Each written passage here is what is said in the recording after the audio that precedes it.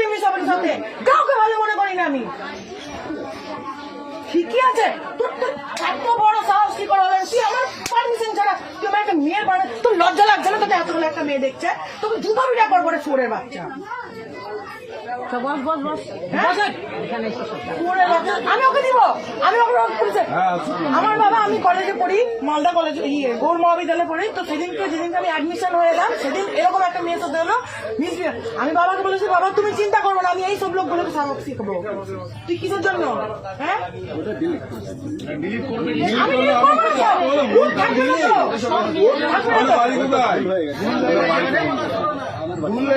আমি দেখুন 30 মিনিট ধরে ফোন এই ভিডিও করছে। আমি এই জন্য আমি ভিতরে বসতে চাই না, আমি সবসময় বাইরে বসি, যে খোঁচা মারা এরকম করে পাঠায় চিঠি কাটা।